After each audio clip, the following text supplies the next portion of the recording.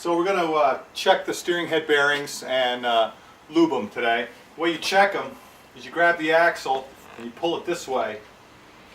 Of course, you have to have it up off the ground. And if you feel any play, then your steering head bearings are loose. So these steering head bearings are fine. We just thought we'd show that before we grease the bearings. And the other test is to feel for a notch. With the front wheel off the ground, you move it just left and right of center. And if you feel any kind of notch, your steering head bearings are shot and need to be replaced. Alright, for a GS, you need to take the faux tank plastic off, and then you take the screws out from the little switch pod, and then let's see, there's a 13mm wrench for these, and you're going to need a 12mm Allen for the center nut. I believe it's a 30mm for the big nut, and a 6mm for the pinch bolts. So the first thing we're going to do is take the handlebars off, and then we'll take the top clamp off. Once the clamp bolts are removed, the clamps come off, and sometimes they're a little hard to come off, so just smack it with a mallet a little bit. And then the handlebars themselves, sometimes you just have to smack them. Okay, and we're going to set them out of the way. The easiest way to get the handlebars out of the way is to take a bungee cord of the proper size and just hook them where the crossbar goes and run the bungee around the front, and now they're up out of the way. This nut's 30mm, and this is the clamp nut, so we need to set the handlebars all the way and then knock this thing loose.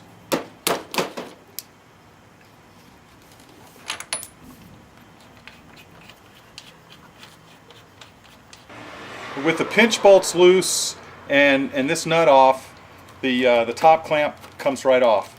Now the switch is still there, so there's some wires that have to be watched after. All right, there's a couple of little clamps here that wires go in, and once you pop the wires out of there, this thing will set off over to the side out of your way. With a 12mm Allen, by the way, you can get this for $7.99 at AutoZone along with 2 other wrenches. This is what's required to get this loose. Well, you can tighten it with that. This thing comes off with either a pin wrench, or sometimes you can get it loose with your hands. So as we take this off, the fork is lowering down, which is why there's some tension on this. When this comes out, the fork's going to fall to the ground.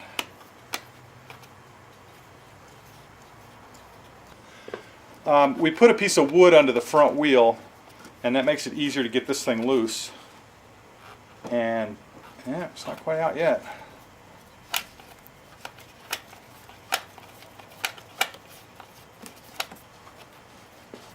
Here it comes. Okay, so there's the top bearing, and this one's easy to grease. It's just take it over the bench and rub some grease in it. The one on the bottom's a little more difficult. All right, so we're taking grease and just rubbing it in the bearing and turning the bearing to try to get the rollers to turn a little bit, and stuff a lot of grease in there, and that's pretty much all there is to packing a bearing. And high temperature grease? Oh, yeah, and it's high temperature grease. In this case, we're using Mobil 1 synthetic grease. You want to be sure to use high temperature grease on the F650. So you can see the lower bearing is accessible underneath, and again, you just take a lot of grease and pack it in there and spin the bearing around, and once you have a whole lot of fresh grease on it, you're done. Okay, the front of the bike is held up on some scraps of wood, and we put one under the front wheel so that the front end didn't drop out completely. Now we need to set the forks back up in there. So one way is to raise the forks, the other way is to tilt the bike back forward. So the easiest thing to do is pull one of the blocks out.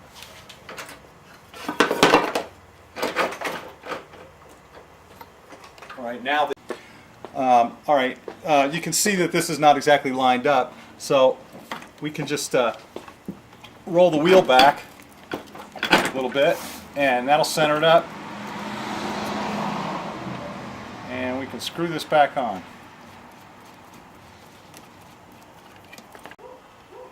By rocking the front wheel, I can get the steering head the steering stem to come up in the head, which makes it easier to screw the nut on to tighten the top bearing.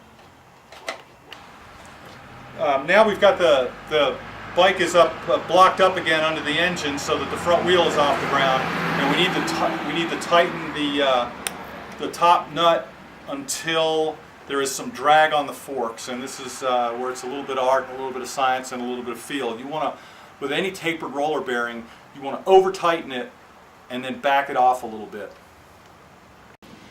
So we're using channel locks to tighten this up, and we want to get it pretty tight so that when you move it back and forth, there's some drag to it. That's thunder.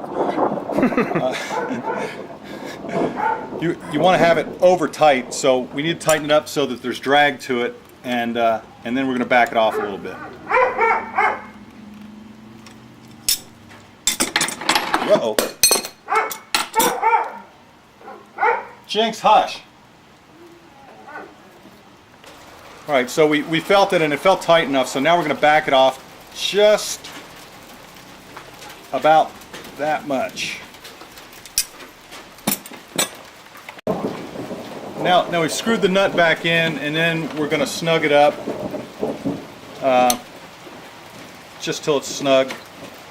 Don't really want to put torque on this. We don't want to move the other bearing.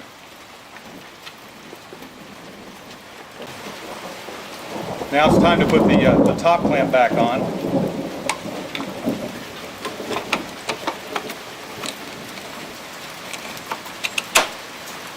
Okay, and with the top clamp on, then we put this nut back on. And we're gonna torque that nut pretty good.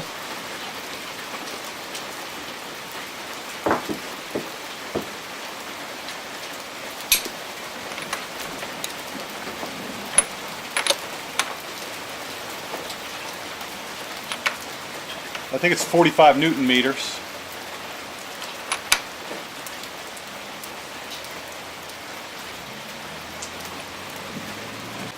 Since we haven't removed the fork tubes, they end up at the same place they were when it came apart, and now it's time to tighten up the pinch bolts.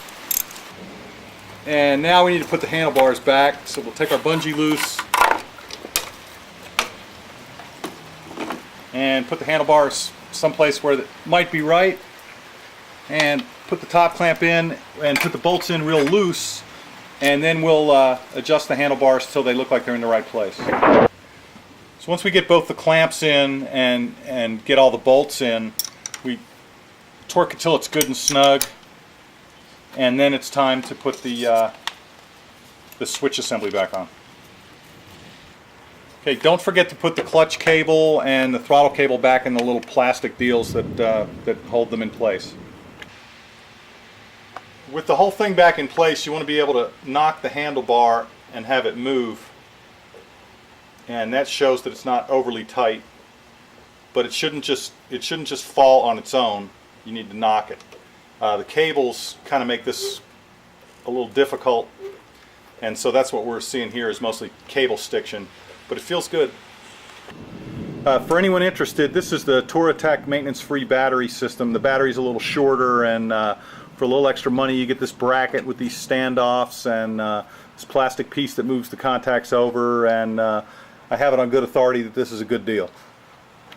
If you have a wet battery instead of a permanent battery and you drop your bike, for instance if you take it off-road, if the acid spills it can eat the finish on your motor, and I think that's the reason that RTM got the maintenance-free battery.